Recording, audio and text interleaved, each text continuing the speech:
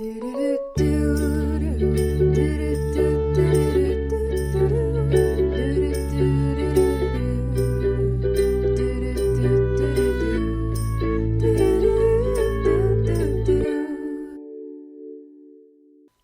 and welcome back. Sorry, I'm like... First of all, I'm kind of in a silly, goofy mood because when I think about things that make me happy, I just get happy. And if you listened to last week's episode on Monday, I was already kind of smiling and laughing about just how awesome the week was. And I was literally on day 0 and day 1. And so for you, it's been a week. But for me, I just pushed stop.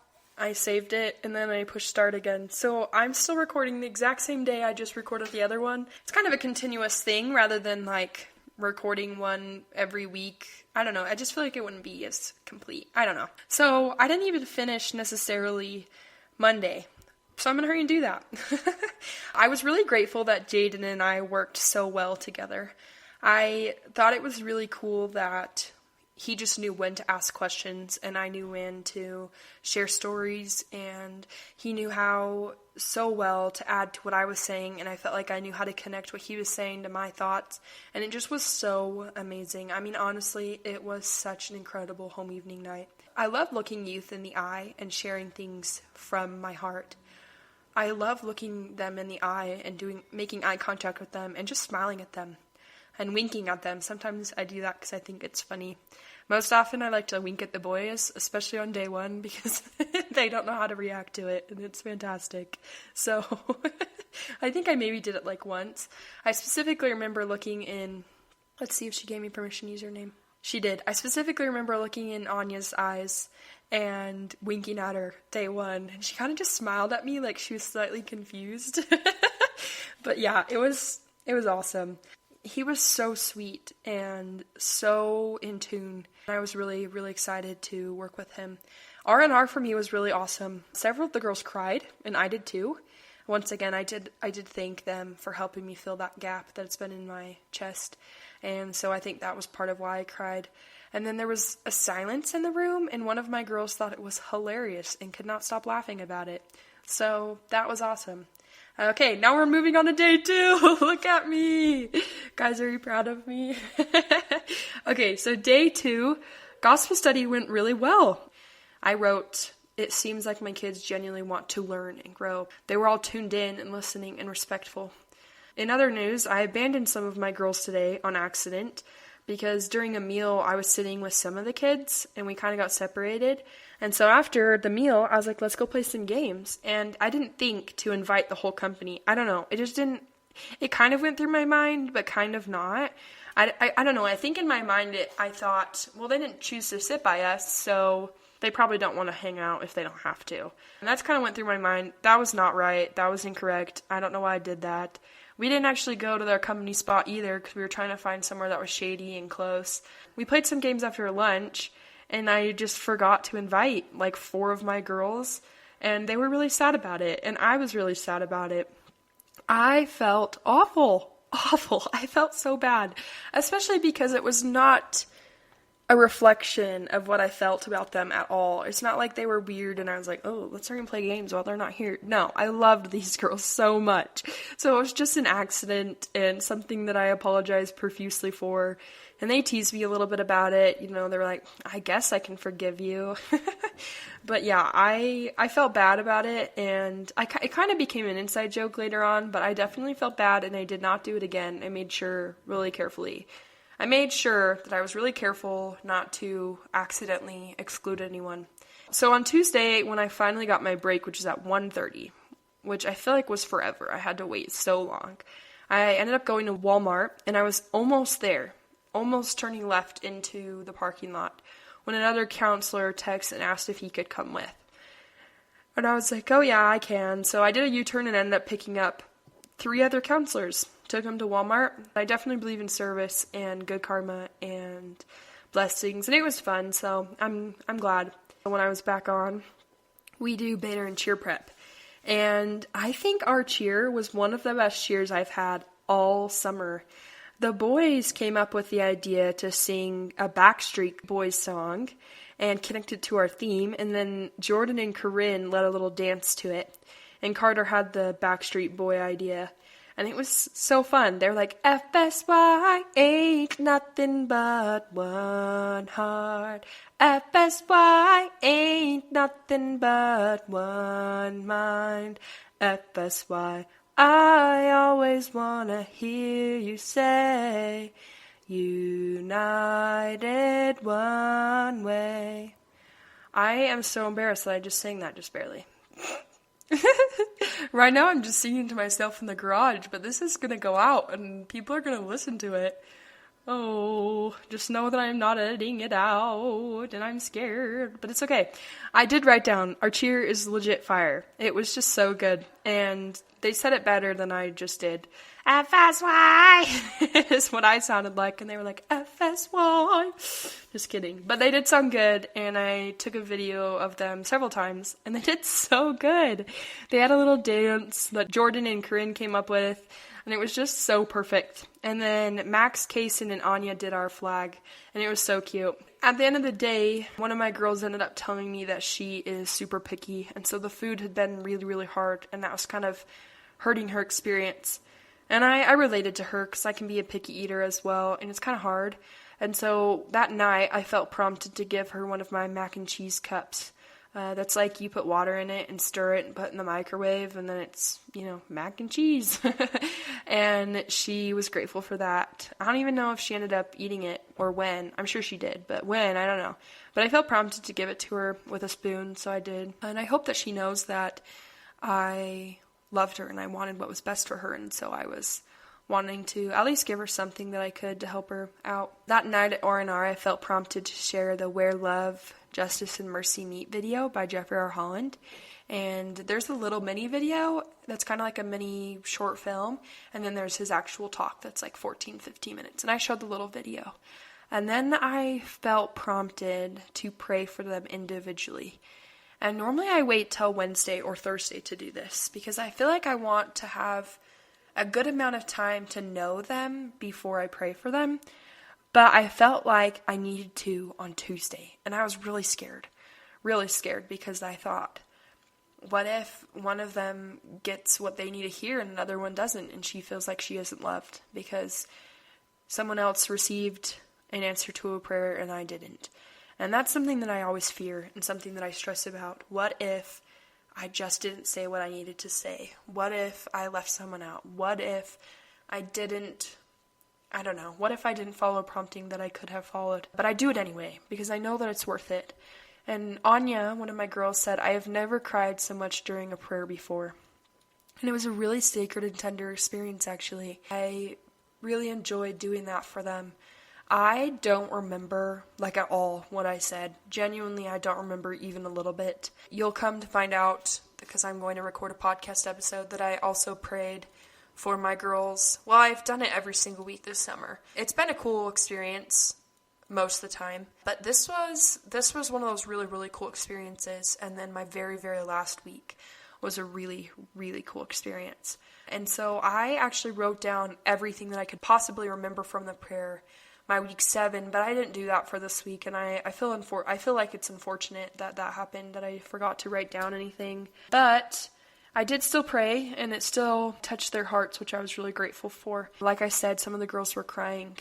I was super sweaty from the dance, and I knew I smelled bad, and so I told them, I want to give you a hug if you're okay with that, but I need you to hold your breath, because I smell. And if you want to hug me and you want to smell how terrible I smell because of the dance, then that's fine, but just know that I smell. So I need you to hold your breath. And so I hugged each one of them, and no one, I don't think anyone really held their breath. And then I hugged Jordan last, and she goes, and then closed her mouth in a big bubble. She hugs me, and then she lets go, and I start laughing so hard. I literally keel over. I bend over because I am laughing so hard. I didn't think anyone would take me so literally. Oh, and it was fantastic. Jordan is a gem. I loved it. But yeah, that prayer was really sacred and really special, and I hope the girls remember. I hope the girls remember what Heavenly Father had to say to them through me. But I don't remember. I didn't write anything down. I remember 1 or 2 things for a few of the girls just because they were really, really strong in my mind. but I don't remember details, which is unfortunate. But it was a really cool experience, and multiple of the girls mentioned it on testimony meeting night, which made me feel really grateful that I was able to follow that prompting and pray for them. Okay, day 3. Jaden gave me, I already told this on Wednesday last week. You already heard this. The toothpaste box. He picks up trash. I love that.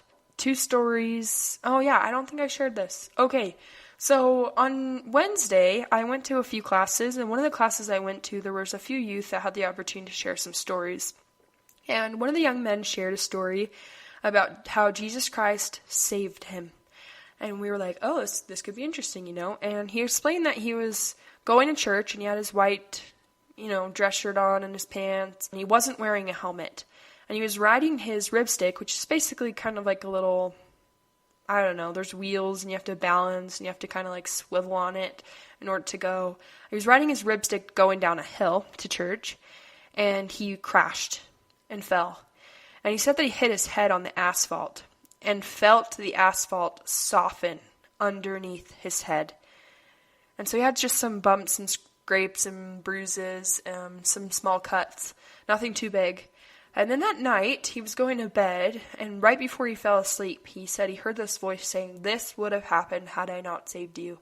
And then he had a dream where that exact same accident happened, but he was watching it in third person, and in his dream, he fell. He cracked his head, he cracked his skull, and then he ended up dying. And I felt the Spirit so strong testify to me that was true, that Jesus Christ literally saved him so that he could be there that day, telling us that story. And I thought that was really cool, and I was grateful that he shared that. Then there was a young woman who shared a story. She said her and her cousin were riding 4-wheelers, and she was kind of being stupid or went down this weird divot, I can't remember exactly, and the 4-wheeler flipped over and landed on her leg. And she and her cousin were panicking because there weren't any adults around, and they were kind of way out from help. And so her and her cousin prayed really hard, and then her cousin was able to lift the 600-pound 4-wheeler off her leg. And honestly, it was like my heart stopped beating when she said that. Holy Hannah. And I thought about this. Can you imagine the angels lifting that 4-wheeler up? I mean, there was probably like 4 or 5 of them. I don't know. Because the strength that you would have to lift that up, I am sure there were an army of angels, lots of angels helping lift that 4-wheeler up, because that young girl most definitely could not have done that by herself. And I thought that was really, really cool. So I kind of already hit this last week about freaking out about the critical situations. Oh, we hugged at games night because we kind of figured some things out. And I'm sure our kids and everyone else was probably confused. I don't know if our kids even remember that. But they were playing Sweetwater River, and it was towards the end, and I just gave Jaden a hug. And then afterwards, I was still a little bit worried about Jaden. He went and took 2 of the boys to the bathroom or something. And so when he came back, I told all the kids, I'm like, guys, when he comes back, we've got to just smother him. Like, we've got to just do this huge group hug, and we've got to put him in the middle and hug him. And so when we hugged him, he was like, "This is the best thing ever." And I wish I had a picture, but it was just the look of pure happiness on his face. It felt so fun. So group hugs kind of became our thing the rest of the week with our company. And on Friday, Max was like, "You know what? You have had us do group hugs for individuals. It's time we give you guys a group hug." So that was so cute. And they gave both Jaden and I a group hug. It was perfect. Wednesday night, one of my girls felt really overwhelmed and homesick. And so we gave her a group hug, as I've previously stated, and I gave her 2 really long hugs. And I held her really tight, and I just really hoped that she knew how much Heavenly Father loved her. And even though she was homesick and a little overwhelmed, that he was aware of her and that he was proud of her for being at FSY and proud of her for continuing to do these hard things. I think she said that she had gone to girls camp and then youth conference and then trek and now FSY, and so she just was home. She was just gone from home a lot, and that was really hard. I don't remember exactly what things she had, but I know she had girls camp and a few other things. And so she hadn't been home for very long, if she had been home for like maybe a day or 2. And so it was kind of catching up to her. I hugged her really tight and told her that I loved her and that he was aware of her and that everything was going to be okay. And I don't know how she ended up feeling after that. She seemed like she did better, but I was a little bit worried about her, and I prayed about her. So day 4, I'm going to skip most of Thursday because I'm going to come back and do an episode about it by itself. And I'm just going to talk about this one experience that I had. So I'll kind of go around that experience. But in the morning, we did this young woman activity, and I felt encouraged and prompted to ask the girls to pray and to ask Heavenly Father if He loved them. Sometimes it doesn't always work. Sometimes there are other things in our mind, or sometimes there are other things blocking our hearts from feeling the Spirit, whether that's circumstances or depression or anxiety or stress or whatever it may be. Maybe it's just not time. I felt prompted to encourage them to ask, and Lucy shared that she prayed and asked Heavenly Father if He loved her, and mid-sentence, she felt an overwhelming amount of love, and she said she felt this warmth mid-sentence, and she knew that He did love her. The young woman activity went really well overall. I cried as usual, and then Brad Wilcox was there for the young woman devotional, which was really cool. So I'm going to skip the whole Young Woman devotional because that is a podcast episode for another day. Let's see. So there's a musical program every Thursday, and the youth are encouraged to join and sing. And then they would basically join on Tuesday and sing Tuesday, Wednesday, and part of Thursday. And then they'll perform for everyone on Thursday. And I was a C indicator, so that means I had certain breaks and certain duties assigned to me that week. I was actually a C for 4 weeks in a row, and that's the worst indicator to have. And so I definitely was strengthened and could do all things through Christ because I actually got really, really sick the following week. But anyway, I was C schedule, and so we don't have many breaks, like at all. And one of our optional breaks is during the music program. And so because I've seen it multiple times and because I knew that I could see it again the next 2 weeks, I didn't feel super stressed about being there for the whole thing. But I wanted to go for some of it so that my kids felt supported because I had some kids in it that week, specifically Anya and Lucy. And it was really cool because they told me later that they felt the Spirit come into room when I came in. They said they both felt warmth and very, very happy and an overwhelming, joyful feeling. And then they said that they couldn't stop smiling. They told me that. And Anya said that she told me she was praying internally that I'd come in time for her to speak because she had a little speaking part. She had this thought that I was going to come in during the end of Love One Another, which is the song. And I did. I literally came in at the end of Love One Another, and I was there 5 minutes prior to her speaking part. So I saw all of it, and I got to listen to it, and I felt so proud of her. Little did I know that she literally prayed that I would be there in time. And so I mean, that's that's miraculous right there, and I think that's amazing. I thought it was so sweet and so special that Anya and Lucy both said that they felt so happy when I came in. Part of me wishes that I'd just been there for the whole thing, but also then Anya wouldn't have had that experience of being able to feel the Spirit and being able to know that Heavenly Father was aware of her. I don't know if I was prompted to set my alarm at a certain time, or if I just woke up by myself, or if I walked a certain speed faster than I normally do. I don't know. But I was able to get there in time, and that wouldn't have happened had I not taken part of it off. So anyway, testimony meeting was so rewarding and so cool. Normally you don't sit by your co's during testimony meeting, but Jane and I did, and I just felt like we were proud parents sitting there. I could not stop looking over at him and smiling, and we just were just giggling at the things the kids were saying, and they were laughing, and it was so tender. It was so tender. Danielle shared about how in their prayer, Heavenly Father really did notice her hard work and diligence. So I guess that's something that I said. I just wrote down some of the things that I could remember. Anya said that she thought the prayer was exactly what she needed. And she knew that I didn't know the things going on in her life. So Heavenly Father must have talked through me. And I thought that was really cool. One of my boys, Max, joked, and he said that he was planning on coming to FSY to make a few buddies and bounce. That made me laugh really hard. But he said now he knows it's true. And that was really cool. One of my boys said, I know it, and I'm going to do something about it. And I thought that was so special. Anya also said that one of our boys, Payson, said that when you feel the Spirit hits you like a truck. He was right. And she was sobbing. And then she says, I'm probably going to cry. Wow, that was fast. And we all started laughing really hard. It was so precious. Jordan said that in the prayer that I said what she needed to hear. She said she didn't know how I knew, so it must have come straight from God. She said she is grateful that I am in tune with the Spirit so that God could speak through me. She said that she knows that I am a witness of God. That was way cool for me to hear. Sometimes I feel like I work really hard to, I don't know if be enough is the right word, but work really hard to follow promptings and work really hard to love the kids as much as I can and work really hard to do this and do that and do this. And so it's really cool when the youth are like, I know that Kyra is a witness. I know that Kyra loves him. And because I know that she knows that, I know that I can trust what she says. And I can trust that when she is sharing a story or when she's bearing her testimony and I feel the Spirit, that must be real.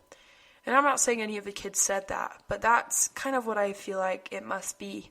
And so I think that's really cool. R&R that night was kind of, what's the right word? I don't know if eye-opening is the right word, but maybe I finally got to know what was going on. I had the impression that 2 to 3 girls needed to talk. 2 to 3 girls needed to share. And so I said that, and one of my girls was like, Kyra, we already know you know who it is. Just tell us. And so I kind of did, and I had to kind of pull it out of some of them, but eventually they all opened up.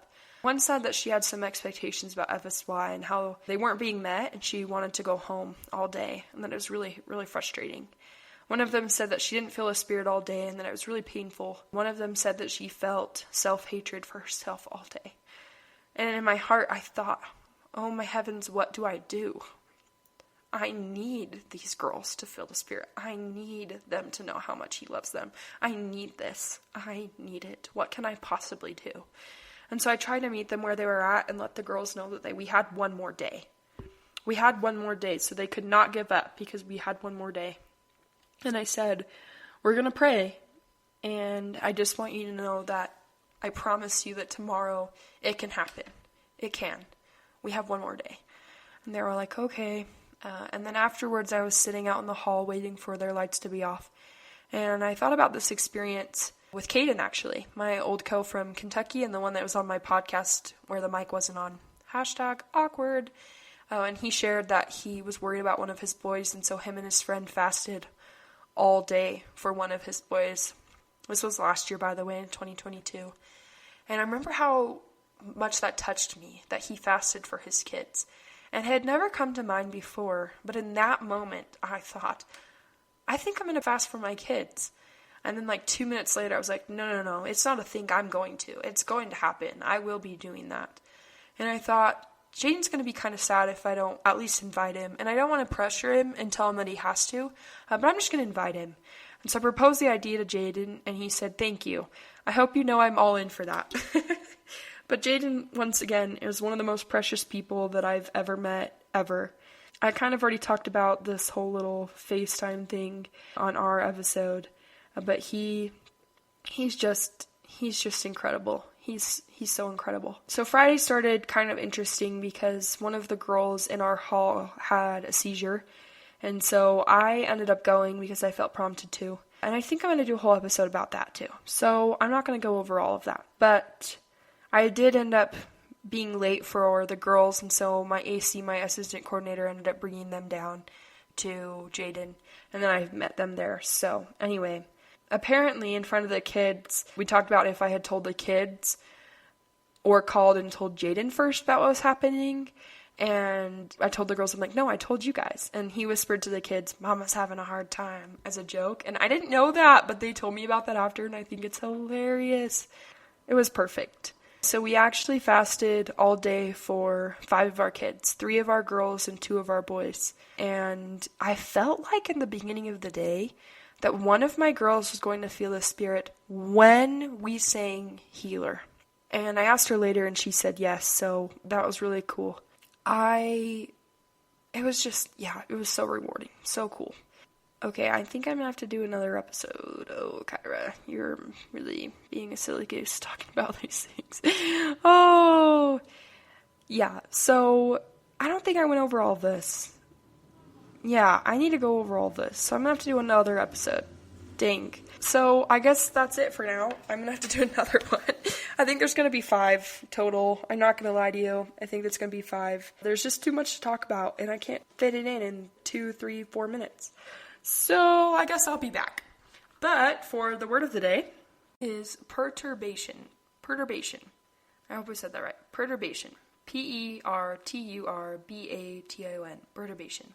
It's a noun, and it means anxiety, mental uneasiness, or it's a cause of anxiety or uneasiness. And so what I wanted to talk about is how all day on Friday, when I was fasting with Jaden, I just felt peace. I didn't feel perturbation. I didn't feel anxiety or uneasiness. I just felt peace. I knew that it'd be okay, and I just trusted. And I think that was really cool, and that's a blessing in of itself while fasting, that I know that everything's going to be okay. And I felt peace, and I didn't feel anxiety, perturbation, and I'm grateful, extremely grateful for that. And so, although, spoiler, not all of our kids ended up feeling the Spirit, most of them did, and one of them had hope that she would, and that was most important to me. So I'm grateful for that. For the quote of the day, this is from Anne of Avonlea. I read through the Anne of Green Gables books, and there's just so many different quotes of wisdom in there. It's so good. And so 2 characters are having a conversation, and someone says, "It's best to be prepared for the worst." And then Anne says, it says, "But oughtn't we be prepared for the best too?" pleaded Anne. "It's just as likely to happen as the worst." And I love this quote because it's best to be prepared for the worst. And she said, "Well, why can't we prepare for the best?" And I actually disagree. I don't think the worst, okay, it says it's just as likely to happen as the worst. I don't know if that's necessarily true. I think better outcomes happen more often than bad outcomes. I love the idea of this. Why not be prepared for the best? Why not expect miracles? Why not seek miracles, expect miracles? This is from The Power of Spiritual Momentum that President Nelson talked about in Seeking and Expecting Miracles. I love that. I love that she said that it's best to be prepared. Why can't we prepare for the best? And so I feel like that's what Jaden and I were trying to do all day when we were fasting, is we were just trying to prepare for the best. Prepare for the best opportunity, the best chance, the best outcome with our kids being able to feel loved and feel the Spirit. And it worked out, so I'm really grateful that we did that. I need to continue on and stop this and start another one. So I'll be back, and I'll see you next Wednesday. Thank you so much for listening. Don't forget to embrace imperfection, find meaning, satisfaction, and joy from the journey. I'm Kyra, and this is Imperfectly Broken, the podcast.